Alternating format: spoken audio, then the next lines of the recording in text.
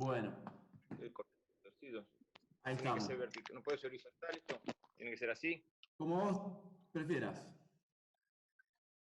Bueno, acá me acomodo ahí. De una. Bueno, Mucho muchísimas bajito. gracias, Edgardo, y todos los que estamos conectados acá. La verdad que es un contexto inusual y, bueno, surgen oportunidades en este momento de poder conectarnos de esta manera.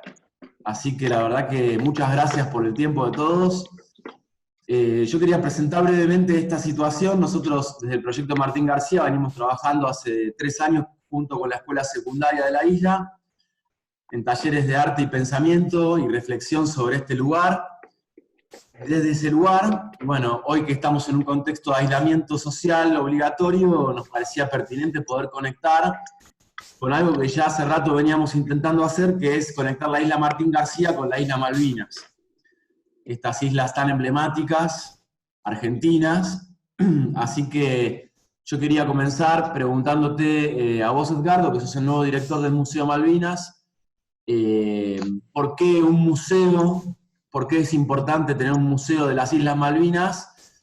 Y si podías establecer alguna relación entre este museo y un museo de la isla Martín García, o qué relación podíamos establecer entre ambas islas. Bueno, gracias por la convocatoria. ¿Me están escuchando bien ahí? Sí. Y para mí, después de 37 años de periodismo, dirigir un museo y de las características del Museo Malvinas, que es uno de los museos más bonitos que tiene la Argentina, me parece que no es menor. Un museo tiene que marcar nuestra historia, 137 años de lo que significa la usurpación de nuestras islas, lo que significan estos 38 años al final del conflicto bélico, pero también todo lo que ha ocurrido en ese tiempo. Este año se cumplen 500 años del avistamiento por primera vez de las Islas Malvinas y 200 del izamiento también por primera vez de nuestras banderas. Y yo cuando pienso en el museo, pienso no en esta cosa de ir a un lugar cerrado, ni que vaya la gente grande, que sea un museo para todos, pero fundamentalmente el objetivo es cómo transmitir a las generaciones venideras ese fervor, ese sentimiento, esa necesidad de transmitir lo que significa, por un lado, la causa Malvinas desde lo afectivo, ¿no? No hay una ciudad, no hay una isla en nuestro país que no tenga un homenaje, un recuerdo, un monolito, algo que signifique con Malvinas. No hay una hinchada de fútbol que no tenga una bandera que simbolice lo que significa Malvinas. No hay un grupo de rock que no tenga una canción dedicada a los excombatientes. Y de esa perspectiva, poder trabajar con las nuevas tecnologías, poder trabajar como estamos ahora, comunicando al museo no solamente de lo que significa el museo sino trabajando en lo que es el museo virtual, en lo que estamos construyendo, lo que queremos hacer con el Ministerio de Educación, desde el Ministerio de Cultura, con la Cancillería, es poder darle esa vida y esa necesidad de poder entender que además hay una cuestión Malvinas que es una cuestión política, que no le pertenece a un gobierno de turno, que le pertenece al Estado argentino y tiene que ser una política fuerte, porque estamos hablando de una importante, sumando los 5 kilómetros cuadrados, se recaudaron solamente en nuestra pesca de calamar 146 millones de dólares desde el año 83 hasta el 2015. ¿Cuántos respiradores, cuántas camas, cuántos hospitales de campaña se podrían estar haciendo ahora, o cuántas escuelas, o cuántos platos de comida se podrían dar? Entonces, desde esa perspectiva, me parece que el museo tiene que ser un actor activo, por eso estamos trabajando mucho en lo que es un museo virtual, estamos trabajando mucho en lo que significa el código QR para que se pueda ver desde afuera y que puedan encontrar lo que significa el museo en todo su contexto, porque no solamente habla de la guerra, no solamente habla de su historia, habla de su fauna, de lo que tenga que ver con su naturaleza, de que tenga que ver con su función, que significa señalista, un museo muy rico en historia, muy rico. Te perdemos un poquito la señal ahí. Bueno, como verás, Edgardo, también hay alumnos y exalumnos de la escuela secundaria Cacique Pincén de la isla Martín García, que este año está cumpliendo 25 años la escuela secundaria de la isla. Y bueno, en esta semana del 2 de abril nos parecía pertinente establecer esta comunicación. Y está Luis García, también el profesor de historia, conectado. Quería darle la palabra a él para que cuente un poco lo que venían trabajando en relación a Malvinas. Y bueno, Luis. ¿Qué tal, Edgardo? Un placer poder comunicarme con vos, con los chicos. Nada, lo que voy a contar es lo que venimos trabajando con ellos en el 2008. Nosotros participamos desde el 2017 en el programa Juegos y Memoria de la Comisión Provincial por la Memoria, y un eje temático que eligieron ellos en el 2018 para hacer un proyecto de investigación fue Guerra de Malvinas. Y nosotros trabajamos con los chicos de Malvinas a partir de, como propone la comisión en este proyecto reciente, la última dictadura acá, no poder parar la Malvinas con la dictadura, y salimos a investigar testimonios cercanos sobre la violación a derechos humanos, ¿no?, durante la guerra. Vimos tu película, y trabajamos entrevistando a ellos que nos contaron sus diferentes experiencias en Malvinas, ¿no? Experiencias muy diversas. Y a partir de ahí elaboraron los chicos un documental de 16 minutos que cuenta esas experiencias y saca la conclusión esa, ¿no?, que el Estado, durante la dura y después, ¿no?, que los dejó desamparados los combatientes, no con los derechos, o en principio durante la guerra hubo violación a los derechos. Ese proyecto se elaboró en el 2018, pudimos visitar el museo el año, bien, en el año 2018, creo, con chicos. Sí, te estoy escuchando, escuché perfectamente. ¿Querés que hable sobre esta experiencia del tema de lo que significó la película, me imagino?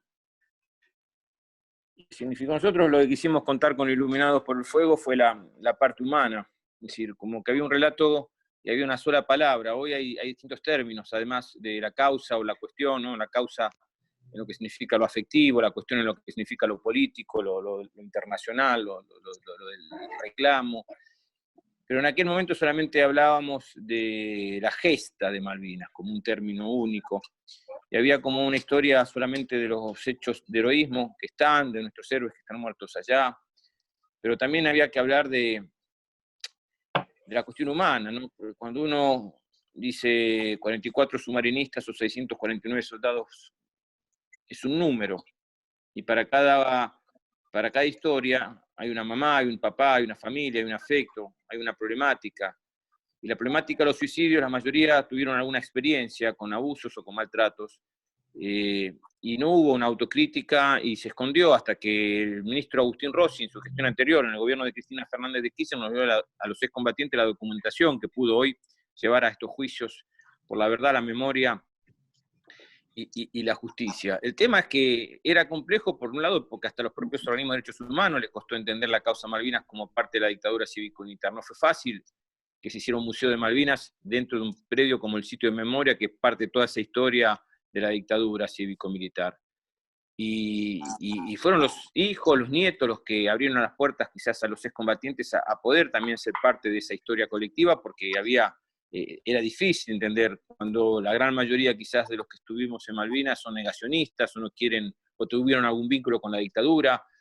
Entonces, este proceso, este cambio que los propios organismos hoy reconocen, esta transformación que las propias madres y abuelas reconocen, me parece que es importante en el hecho del vínculo hoy con otras fuerzas armadas que no son las de la dictadura militar, pero también estaba mezclado en lo que era el código militar. Entonces, el amparo o la cobertura jurídica que se hicieron los que mataron a sus soldados fue eso, que era parte del código militar. El estaqueo es parte de un calabozo de campaña. Entonces yo he tenido con referentes importantes, pero muy importantes, de los derechos humanos, que ellos decían, no es un derecho, no es un delito de lesa humanidad. A la larga la historia está marcando que sí lo es.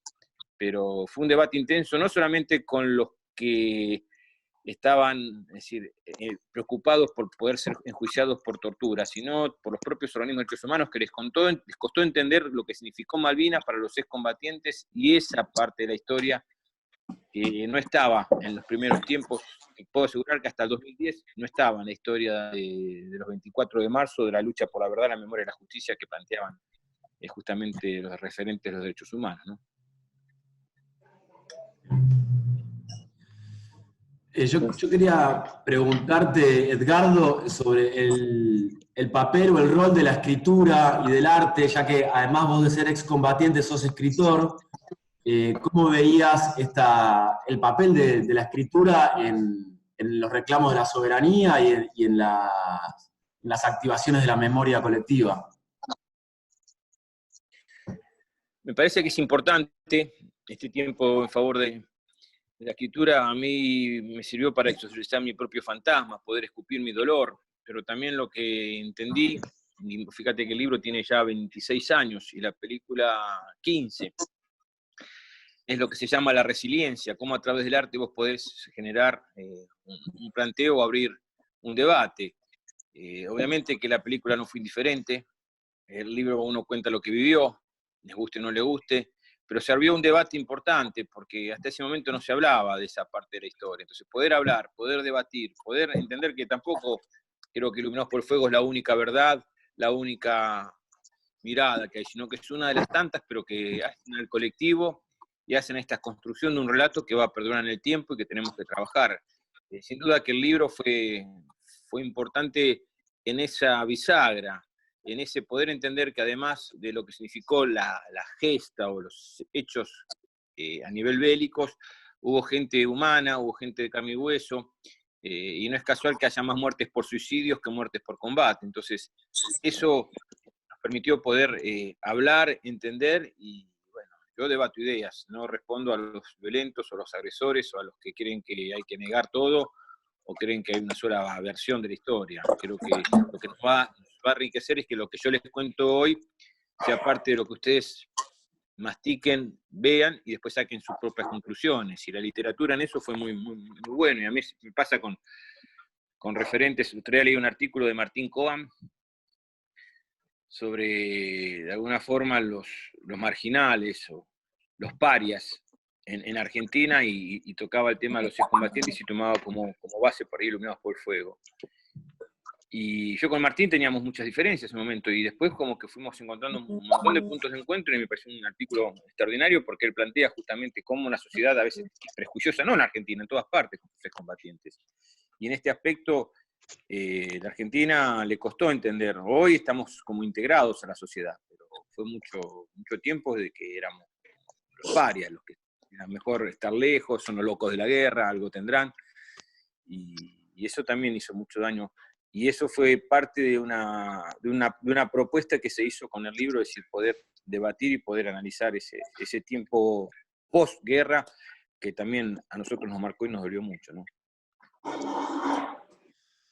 Bueno, Luis y los chicos de la isla, si quieren, se abre el espacio para hacerle preguntas a Edgardo. Dale, yo empiezo. Bien. Pensé que éramos muy machirulos. Por suerte hay una voz femenina, por suerte, por el género. Bueno, yo me llamo Lucrecia y tengo 3 preguntas. Te hago, da una. ¿Cuál fue tu mejor recuerdo y el peor que tuviste?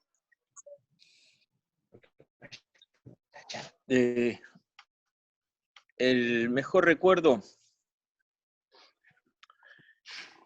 es allá en Malvinas, ¿no? Sí. Qué difícil, porque uno el peor siempre se acuerda siempre más de lo difícil que de lo bueno. Sí. Yo tengo hoy amigos que perduran en el tiempo. Es como que Malvinas, vos pensás que yo conocimos la muerte cuando vos no pensás en morir. Por suerte ustedes no piensan en la palabra muerte más allá de este momento tan complejo, ¿no? Tan difícil, donde hay tanta muerte dando vuelta y mucho miedo a esa muerte. Pero Malvinas fue algo parecido también, apareció la muerte en un momento en que uno quiere vivir. Yo a los 16, 17, 18, 19 años quería estudiar, quería viajar, quería jugar al fútbol, quería ir a bailar.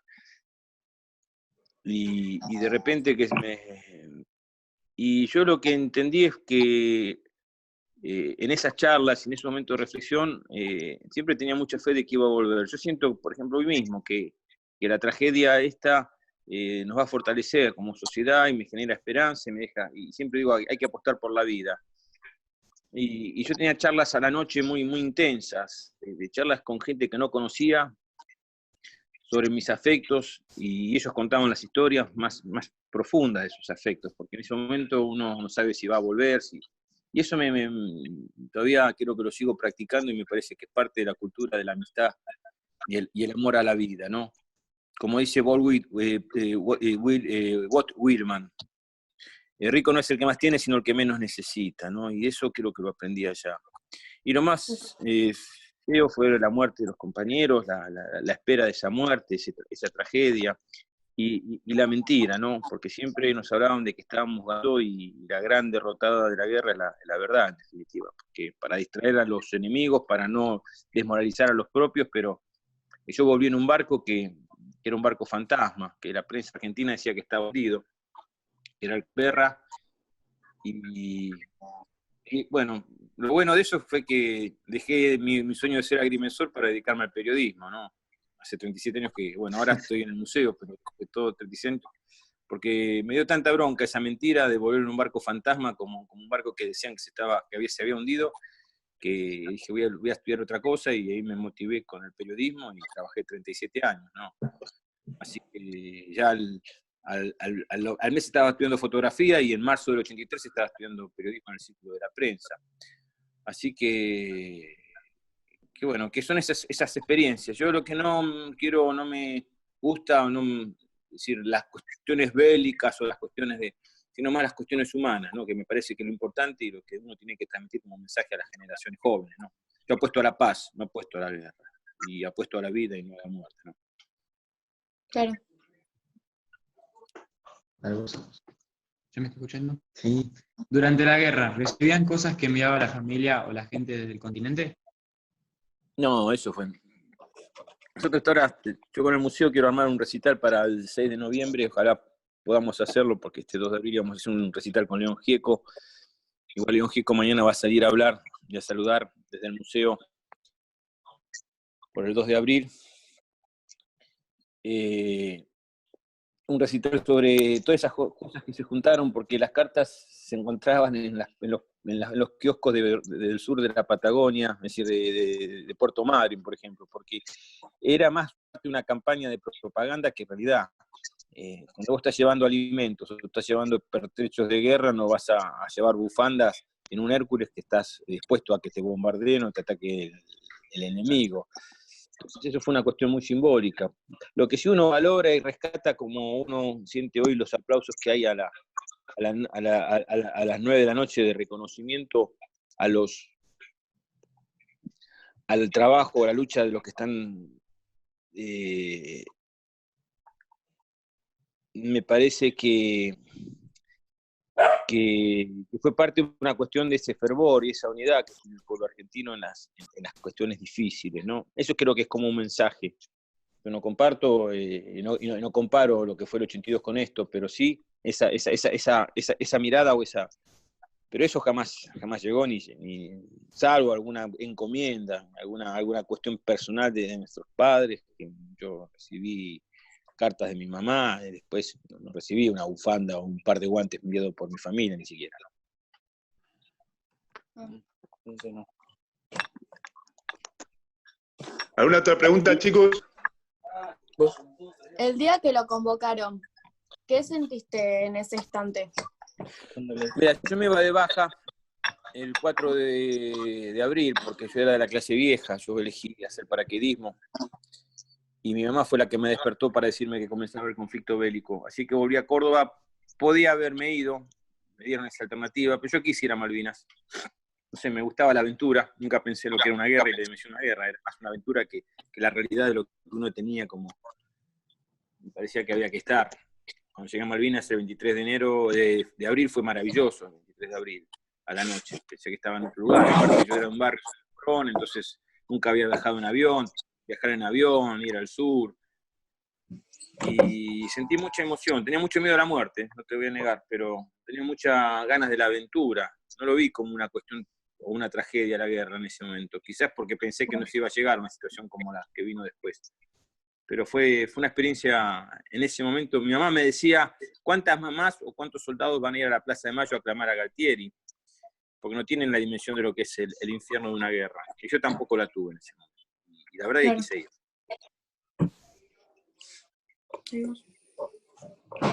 Yo soy Laureano y tengo otra pregunta. Bueno. Una vez entrevistamos a unos excombatientes acá en la isla y uno de ellos dijo que si no nos hubiesen hundido el general Belgrano, hubiésemos ganado la guerra. ¿Para vos eso es verdad? Vos pensás que estábamos con la OTAN, no era solamente el Reino Unido. Era Estados Unidos. El gobierno militar de Galtieri creía que iba a tener el apoyo de Ronald Reagan, el presidente de Estados Unidos, y Estados Unidos se volcó abiertamente a darle logística, armamento, combustible, le dio la base militar de la isla Ascensión, que está ahí cerca de Brasil, en el Atlántico. Ellos hunden el crucero Belgrano, eso todo lo contrario, porque sabían que no iba a retorno y que venían por todo. Una vez que cruzaron el Ecuador, el Reino Unido no venía a derrotar. Esto no era un partido de fútbol de 11 contra 11, era una estructura militar más grande, más poderosa. Fíjate la base militar que hoy hay en las Islas Malvinas.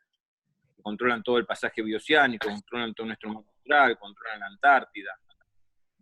Ellos son imperio y siempre se manejaron con la fuerza y a través de la estrategia de la conquista de los mares. El Reino Unido no mira hacia el espacio. Vos no ves naves espaciales del Reino Unido. Ellos miran hacia abajo, es decir, no es como China o Estados Unidos o Rusia o Francia que están pensando en Marte. Ellos piensan en cómo conquistar los mares y de esa perspectiva tienen un sistema de radares, un sistema de tecnología que es lo que ellos siempre se plantearon y en ese momento era la OTAN, no era el Reino Unido. Yo creo que se hubiese perdido, es más, se hubiesen bombardeado sin duda y sin dudarlo Buenos Aires, venían por todo, no les importaba, estábamos en guerra. Y acá no se tomó esa conciencia. Por suerte hoy hay otra conciencia. En aquel momento los estadios de fútbol o las discotecas estaban abiertas igual, a pesar de la guerra. Era como si estuviéramos con el tiempo del coronavirus y la gente seguiría yendo a la cancha o a los restaurantes. No medían las consecuencias de lo que podía pasar. Y creo que en aquel tiempo hubiese sido muy difícil ganarles. Sí, le hubiese costado mucho más quizás, pero hubiese sido muy difícil ganarles. ¿Cuál fue tu pensamiento sobre la guerra antes de ir a Malvinas y después? Yo qué sé yo, antes uno veía en las películas de guerra, era muy difícil. Ahora la que vi cuando cumplí 18 años fue Apocalipsis Now. Hoy no creo en las guerras. En la contratapa Iluminados por el Fuego digo que la guerra es un procedimiento por el cual hombres que se conocen, hombres que no se conocen se ven obligados a matarse por hombres que sí se conocen y no se matan. Es decir, en la guerra mueren los jóvenes. Lo dice Lorge con una canción que escribió para Iluminados por el Fuego. En los 70 te mataban porque eran todos subversivos, entonces vos por no querer a la patria había que matar a todos los jóvenes. En los 80 nos mataron llevando a una guerra. En los 90 nos mataron por la corrupción de lo que fue Cromañón. Entonces siempre las víctimas de las tragedias son los jóvenes. Y creo que tenemos que aprender a luchar. Yo valoro mucho el trabajo de los jóvenes, ¿no? Hoy nos están llevando desde otras perspectivas, en los que son la marcha, cuando se plantea el aborto legal, seguro y gratuito, y vos ves chicas de 13, 14, 15 años, en lo que significa la violencia de género, cuando vas un 8 de marzo o ni una menos en la juventud. Lo vi en las marchas por el tema del cambio climático, que eran agrupaciones de gente muy joven, y creo que hoy los jóvenes tienen que seguir luchando, encabezando, dándonos ejemplo. Creo que esto que estamos viendo ahora es por culpa de los grandes, por culpa de los viejos también, en muchos aspectos, que no cuidamos el medio ambiente, que generamos una historia de violencia. Y entonces, hoy esta etapa de lo que significa el género o el ambiente sustentable y poder trabajar desde esas perspectivas que son ejes fundamentales de los jóvenes, me parece que no es menor, y yo creo que hay que apostar mucho a eso, y por eso siempre soy muy optimista en lo que vendrá, ¿no? Cuando yo era joven me decían que tiempo pasado era mejor. Yo creo y apuesto y creo que vamos a tener un futuro mucho más digno si los jóvenes toman la bandera y llevan adelante todo lo que tienen y se plantean como gran decepción de lo que hicimos los grandes, ¿no? Bueno, Perdón muchísimas por gracias. mi movimiento Edgardo. con los celulares, estoy como... Muchísimas gracias, Edgardo. Muchísimas gracias a todos, todas, Gracias. por estar conectados. La verdad que podemos repetirlo en otro momento. Muchas gracias por tu Ustedes tiempo. quieran, no, voy a ir a la isla. Quiero ir a la isla, yo la conozco a la isla, fui 2 veces. Quiero ir a comer pan dulce a la panadería. Mejor pan Dale, dulce de Edgardo, te Argentina. esperamos en la isla. Fui en avión una vez, así que tengo un muy lindo recuerdo. Me gustaría que me inviten, que voy, hacemos una charla y la pasamos allá. Me comprometo. Dale, a eso, lo ¿me vamos a parece? hacer. Dale, lo Dale, hacemos. dale, voy con Dale. mucho gusto. Nos vemos pronto. Gracias. Gracias, Edgardo. Gracias por todo. Gracias. Hasta luego. Gracias, chicos.